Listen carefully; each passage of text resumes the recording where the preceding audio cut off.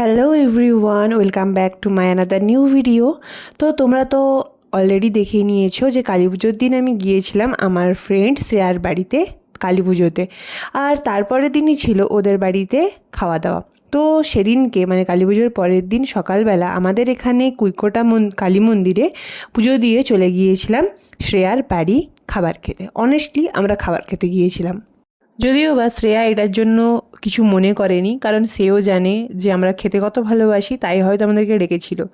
তো যাই হোক, খাবার খাওয়ার আগে আমরা সবাই খেয়েছিলাম ভার্জিন মোজিটো, আর যেটা সার্ভ করছিল খুদ শ্রেয়া। যাই হোক, এবার বেশি না বকে খাবারে আসি। তো ফার্স্টেই ছিল ঝুড়ি ঝুড়ি আলু ভাজা, ডাল আর ভাত। আলু ভাজাটা প্রথমেই উঠে গিয়েছিল, বাট যতটুকু ছিল সেটা মাখিয়েই ভাত খেলাম। তারপরে ছিল একটা পাঁচমিশালি তরকারি, যেটার স্বাদও ছিল খুব সুন্দর। আর তারপরেই চলে এলো শো স্টপার, লাল লাল ঝাল ঝাল নরম নরম মাটন কষা, যেটার জন্য আজকে আমাদের যাওয়া। যাই হোক, আমি তো লাস্টে আবার নিয়েছিলাম, আর দেখতেই পাচ্ছ কতটা নরম হয়েছিল, আর খেতেও কিন্তু অসাধারণ ছিল।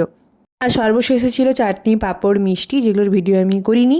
তবে খাওয়ার পরে আবার মকটেল কাউন্টারে এসে একটু ব্ল্যাক কারেন্ট নিয়েছিলাম। কারেন্ট লাগেনি যদিও, কিন্তু তারপরে শ্রেয়াকে একটু জ্বালিয়ে আর একটু ঢং করে চলে এসেছিলাম বাড়ি। ভিডিওটা কেমন লাগলো অবশ্যই জানিও। দেখা হবে নেক্সট কোনো ভিডিও।